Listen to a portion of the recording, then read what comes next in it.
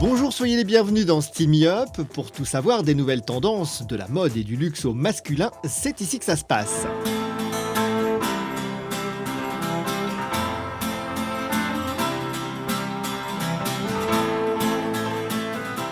S'il y a bien quelque chose qui ne se perd pas en France avec le temps, c'est l'esprit frondeur. Tête dure et pris de liberté, les Gaulois n'ont pas fini de monter des barricades. On pensait l'exercice un peu éteint en ces temps de consensus mou, où le débat d'idées, l'intérêt général et l'engagement n'ont plus vraiment la cote. Et bien contre toute attente, le feu couvait seulement sous la braise, et voici la flamme qui surgit là où on ne l'attendait pas. Attention, c'est du côté de la mode qu'il faut désormais guetter l'insurrection. 1871, d'aucuns revendiquent sur leur fronton la date de leur fondation, et avec elle la vénérable patine des années. Mais ce n'est pas la respectabilité que recherchent les turbulents fondateurs de Commune de Paris. Avec cette date, ils célèbrent le soulèvement des Parisiens contre l'ordre établi, ils revendiquent leur vision de la mode. Alors créer une marque, c'était une envie qu'on avait depuis longtemps, une marque pour hommes, avec un vestiaire complet, en travaillant avec des artistes, et d'avoir un nom qui était ancré dans l'histoire et qui pouvait nous identifier et apporter une vraie identité à la marque. Il y a des valeurs à l'intérieur de la Commune de Paris qui sont assez intéressantes, comme l'insolence, la volonté, le courage. L'insoumission. La liberté évidemment, et du coup il y a une espèce de terrain de jeu et de travail qui est assez intéressant, autant visuellement parlant que on va dire intellectuellement. Donc on fait du design de vêtements, d'objets, du graphisme, et on demande aussi à des illustrateurs ou à d'autres marques de se joindre à nous et à nous proposer leur interprétation de la Commune de Paris, une vision qui est vraiment très personnelle, qui est liée à l'artiste et qui vient enrichir nos collections. La révolte parisienne de 1871 reste gravée dans les mémoires comme l'une des étapes de la prise de conscience politique et sociale en France dans ce 19e siècle mouvementé qui aura vu se succéder des régimes aussi contrastés qu'éphémères, consulat, empire, monarchie et république, pour trébucher sur la défaite de Sedan. L'insurrection part comme une traînée de poudre depuis Belleville et la butte Montmartre. Alexandre Maizetti est un Gavroche, Sébastien Licky s'est fixé à Belleville. La commune était pour eux une évidence. J'avais une précédente marque que j'ai montée il y a une dizaine d'années, mais j'avais pas de compétences particulières.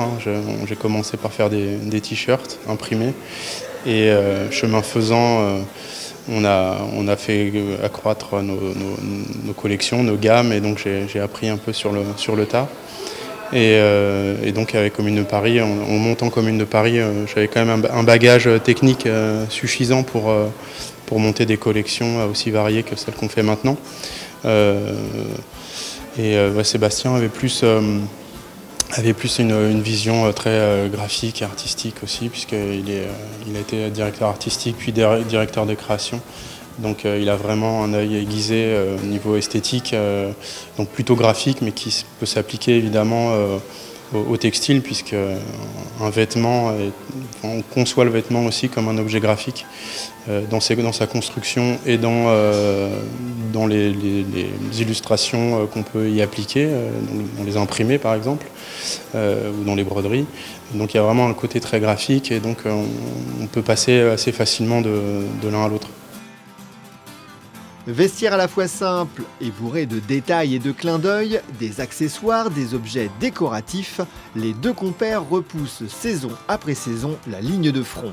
Le plan de collection évolue chaque saison.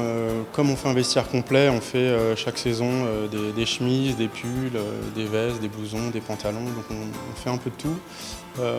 On construit le plan de collection vraiment en fonction de nos envies, en fonction des matières qu'on trouve, en fonction des imprimés qu'on nous propose. Du graphisme qu'initie Sébastien aussi. On a des matières, on a des idées de graphisme. On va construire vraiment la collection autour de ça. Si ça se prête plus à faire des chemises, il y aura plus de chemises une saison. Si on peut en faire des doublures, on se dit on a des belles doublures, on va faire des manteaux.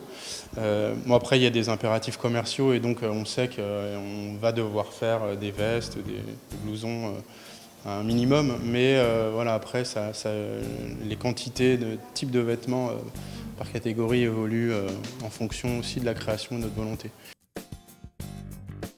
Une campagne dans laquelle ils n'ont pas négligé d'engager régulièrement des forces alliées dans un processus de collaboration et de co-création qui, pour avoir été révolutionnaire en 2009, est très en vogue aujourd'hui.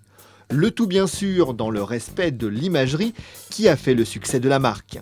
Il faut faire deux collections par an, donc faire des collaborations, ça nous permet de faire des collections capsules entre les saisons, ça nous permet d'enrichir nos collections, donc de rompre un petit peu la monotonie, ça nous permet aussi de travailler sur des supports pour lesquels on n'a pas de savoir-faire et on s'associe à des marques qui l'ont. On a travaillé par exemple avec LIP, qui est un horloger, avec Astier de Villatte, qui sont des céramistes et qui font aussi du parfum, des bougies. On a travaillé avec Fabre aussi, qui est spécialiste dans les gants. Voilà, c'est des techniques, des savoir-faire qu'on n'a pas. Travailler avec eux, ça nous permet un petit bol d'air, on apprend des choses et puis ça nous permet de créer des produits originaux et qu'on est fiers de présenter. Et même si l'envie initiale de porter ce nom, c'était pour apporter un peu de sens à nos créations, on peut aussi parfois dire l'inverse, c'est qu'on peut apporter un peu de second degré, de légèreté, d'humour dans ce qu'on fait. Je trouve que dans le choix artistique ou dans les visuels qui sont faits par les artistes, il y a toujours une espèce de petit humour qui revient, qui est aussi une des valeurs assez fondatrices de notre marque. Mais c'est avant tout un plaisir de faire ça. C'était vraiment dans l'ADN de notre marque dès le début de créer cette espèce de communauté artistique autour de nous, donc que ce soit avec des illustrateurs, des graphistes ou alors des marques qui apportent ce savoir-faire dont on parlait. Voilà, ça reste dans cette idée d'avoir une communauté artistique forte autour de nous. Une révolte, gageons qu'avec le succès croissant de la marque, on pourra bientôt affirmer qu'il s'agit d'une révolution.